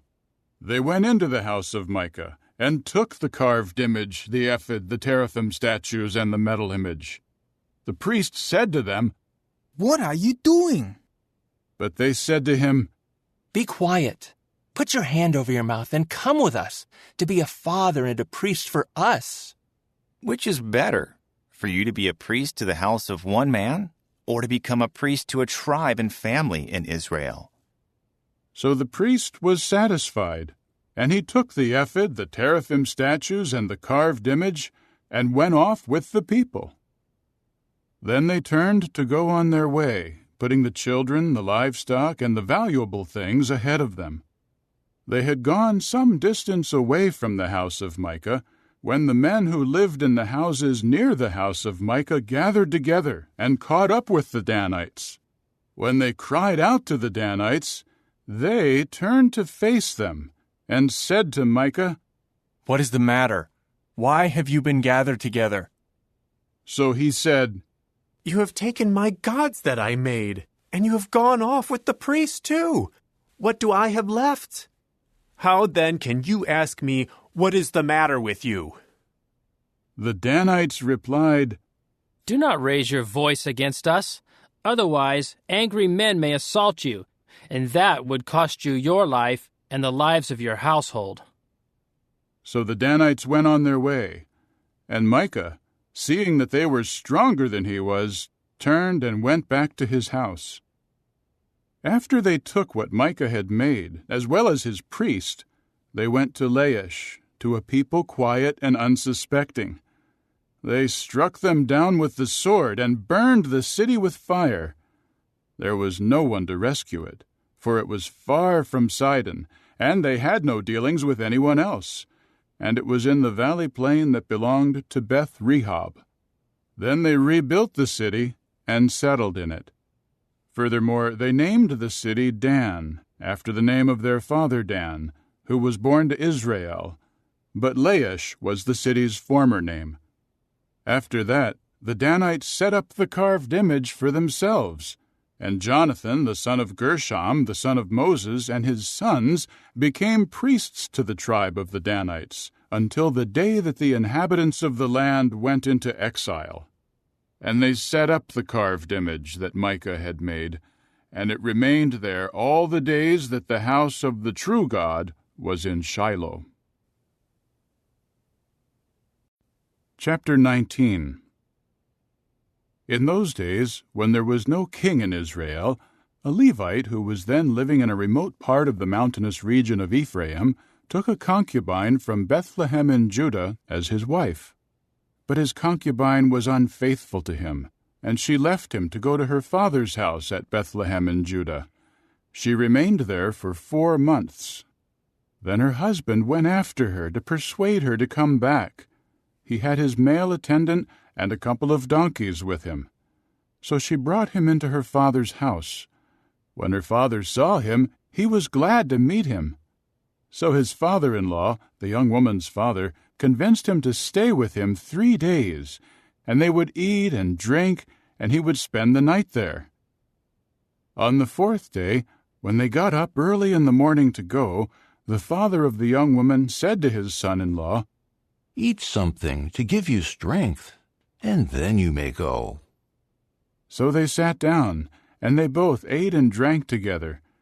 After that, the father of the young woman said to the man, "Please, stay overnight and enjoy yourself." When the man rose to go, his father-in-law kept begging him, so he stayed overnight again. When he got up early in the morning on the 5th day to go, the father of the young woman said, "Please, eat something to give you strength." And they lingered until it was late in the day, and they both kept eating. When the man rose to go with his concubine and his attendant, his father-in-law, the young woman's father, said to him, "Look now, it is almost evening. Please stay overnight. Here the day is coming to an end. Stay here overnight and enjoy yourself. Tomorrow you can get up early for your journey and go to your home." However, the man did not want to stay another night, so he got up and traveled as far as Jebus, that is, Jerusalem. He had with him the 2 saddled donkeys, his concubine, and his attendant. When they were close to Jebus, the daylight was nearly gone. So the attendant said to his master, "Should we stop at this city of the Jebusites and stay overnight here?" But his master said to him, "We should not stop at a city of foreigners who are not Israelites. We will go on as far as Gibeah." Then he said to his attendant, "Come, and let us try to reach one of those places. We will stay overnight either in Gibeah or in Ramah." So they went on their way, and the sun began to set when they were near Gibeah, which belongs to Benjamin. So they stopped there and went in to stay overnight in Gibeah. Once inside, they sat down in the public square of the city, but nobody took them into his house to stay overnight. Eventually, that evening, an old man came in from his work in the field. He was from the mountainous region of Ephraim, and he was living for a time in Gibeah. But the residents of the city were Benjaminites. When he looked up and saw the traveler in the public square of the city, the old man said, "Where are you going, and where do you come from?" He replied, "We are traveling from Bethlehem in Judah to a remote area of the mountainous region of Ephraim, where I am from. I went to Bethlehem in Judah, and I am going to the house of Jehovah, but nobody is taking me into his house. We have enough straw and fodder for our donkeys, and bread and wine for me, the woman, and our attendant. There is nothing lacking." However, the old man said, "May you have peace. Let me take care of anything you need. Just do not stay overnight in the public square." So he brought him into his house and gave feed to the donkeys. Then they washed their feet and ate and drank. While they were enjoying themselves, some worthless men of the city surrounded the house and were pounding on the door, and they kept saying to the old man who owned the house, "Bring out the man who came into your house, so that we may have sex with him." At that, the owner of the house went out and said to them, "No, my brothers, do not act wickedly. Please, this man is a guest in my house.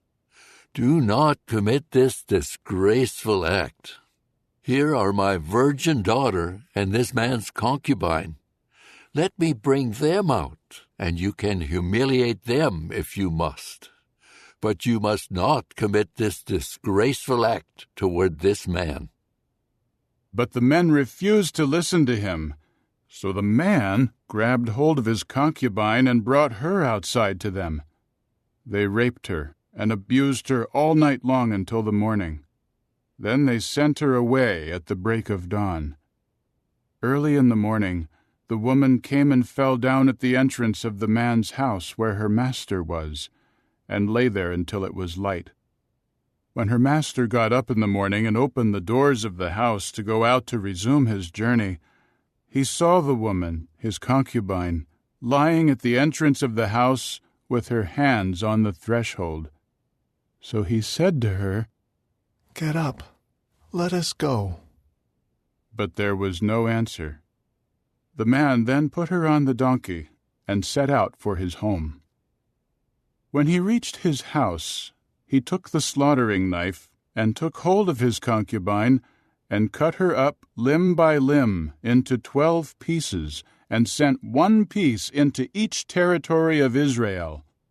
All who saw it said, "Such a thing has never happened or been seen from the day that the Israelites went up out of the land of Egypt down to this day." Consider it, take counsel, and tell us what to do. Chapter 20. Consequently, all the Israelites came out from Dan down to Beersheba, and from the land of Gilead, and the entire assembly gathered unitedly before Jehovah at Mizpah. So the chiefs of the people and all the tribes of Israel took their places in the congregation of God's people, 400,000 foot soldiers, armed with swords. The Benjaminites heard that the men of Israel had gone up to Mizpah. Then the men of Israel said, "Tell us, how did this terrible thing happen?" At this, the Levite man, the husband of the murdered woman, said in answer, "I came to Gibeah of Benjamin with my concubine to stay overnight. And the inhabitants of Gibeah rose up against me and surrounded the house by night. They meant to kill me, but they raped my concubine instead, and she died. So I took my concubine's body and cut it up, and sent the pieces into every part of Israel's inheritance, because they had committed a shameful and disgraceful act in Israel. Now all you people of Israel, give your advice and counsel here." Then all the people rose up in unison and said, "Not one of us will go to his tent or return to his house. Now this is what we will do to Gibeah. We will go up against it by lot. We will take 10 men out of 100 from all the tribes of Israel, and 100 out of 1,000, and 1,000 out of 10,000, to collect provisions for the army, so that they may take action against Gibeah of Benjamin, in view of the disgraceful act that they committed in Israel." Thus all the men of Israel were gathered against the city, united as allies. Then the tribes of Israel sent men to all the tribesmen of Benjamin, saying, "What is this terrible thing that has happened among you? Now hand over the worthless men from Gibeah, so that we may put them to death and clear out what is bad from Israel." But the Benjaminites refused to listen to their Israelite brothers. Then the Benjaminites gathered together out of the cities to Gibeah to go out to battle against the men of Israel. That day the Benjaminites mustered from their cities 26,000 men armed with swords, apart from the 700 chosen men of Gibeah. In this army were 700 chosen men who were left-handed. Every one of these men could sling a stone to within a hairbreadth and would not miss. The men of Israel, apart from Benjamin, mustered 400,000 men armed with swords, and each one was an experienced warrior. They rose up and went up to Bethel to inquire of God. Then the people of Israel said, "Who of us should go up in the lead to the battle against the Benjaminites?" Jehovah replied, "Judah is to take the lead." After that, the Israelites rose up in the morning and camped against Gibeah. The men of Israel now went out to battle against Benjamin. They drew up in battle formation against them at Gibeah. So the Benjaminites came out from Gibeah and struck down 22,000 men of Israel on that day. However, the army of the men of Israel showed themselves courageous and again drew up in battle formation, in the same place as on the first day. Then the Israelites went up and wept before Jehovah until the evening, and inquired of Jehovah, "Should we again go into battle against our brothers, the people of Benjamin?" To this Jehovah said, "Go up against them." So the Israelites drew near to the Benjaminites on the second day. In turn, Benjamin came out from Gibeah to meet them on the second day, and struck down another 18,000 Israelites, all of them armed with swords. At that, all the men of Israel went up to Bethel. They wept and sat there before Jehovah, and they fasted on that day until the evening, and offered up burnt offerings and communion offerings before Jehovah. After that, the men of Israel inquired of Jehovah, for the ark of the covenant of the true God was there in those days. Now Phinehas, the son of Eleazar, the son of Aaron, was ministering before it in those days. They asked, "Should we go out yet again to battle against our brothers, the men of Benjamin, or should we stop?" Jehovah replied, "Go up, because tomorrow I will give them into your hand." Then Israel set men in ambush all around Gibeah. The Israelites went up against the Benjaminites on the third day, and they drew up in formation against Gibeah, the same as at the other times. When the Benjaminites went out to meet the army, they were drawn away from the city. Then, as at the other times, they started to attack and kill some of the men on the highways, one of which goes up to Bethel and the other to Gibeah, leaving about 30 men of Israel dead in the open field. So the Benjaminites said, "They are suffering defeat before us, the same as before."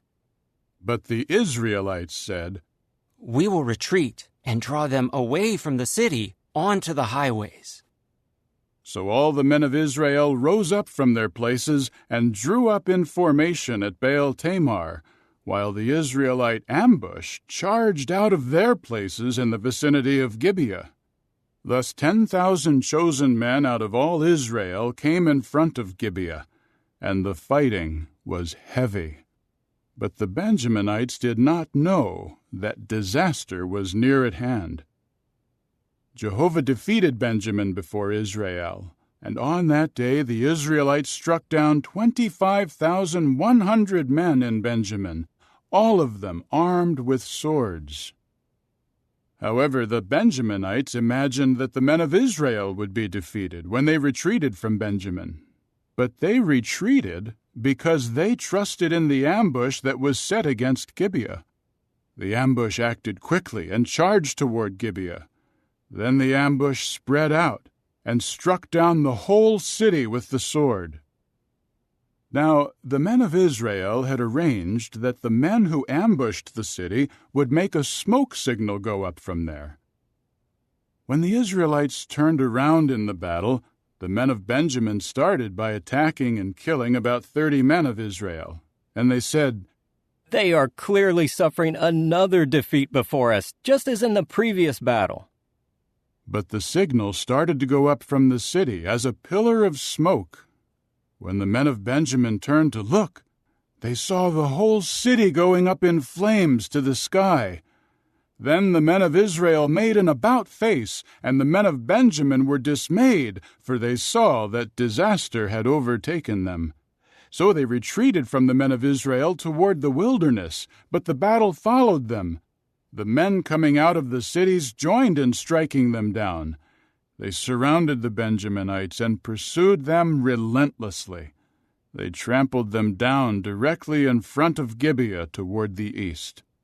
Finally, 18,000 men of Benjamin fell, all mighty warriors. The men of Benjamin turned and fled into the wilderness to the crag of Rimmon, and the Israelites killed 5,000 of them on the highways, and they kept pursuing them as far as Gidom. So they struck down 2,000 more men. All those of Benjamin who fell on that day amounted to 25,000 men armed with swords, all mighty warriors. But 600 retreated into the wilderness to the crag of Rimmon, and they stayed on the crag of Rimmon for 4 months. And the men of Israel turned back against the Benjaminites and struck those of the city with the sword, from men to livestock, all that remained. Also, they set all the cities in their path on fire. Chapter 21. Now the men of Israel had sworn this oath in Mizpah. Not one of us will give his daughter to a man from Benjamin as a wife. Consequently, the people came to Bethel and sat there before the true God until evening, crying out and weeping bitterly. And they were saying, "Why, O Jehovah the God of Israel, has this happened in Israel? Why should one tribe be missing today from Israel?" And the next day the people got up early and built an altar there to offer up burnt offerings and communion offerings. Then the people of Israel said, "Who of all the tribes of Israel did not come up to assemble before Jehovah?" For they had taken a great oath that anyone who did not come up to Jehovah at Mizpah would be put to death without fail. So the people of Israel felt sorrow over what had happened to Benjamin their brother. They said, "Today, one tribe has been chopped off from Israel. What should we do to provide wives for those who are left, now that we have sworn by Jehovah not to give them any of our daughters as wives?" They asked, "Who among the tribes of Israel did not come up to Jehovah at Mizpah?" It so happened that no one had come from Jabesh-Gilead into the camp where the congregation was.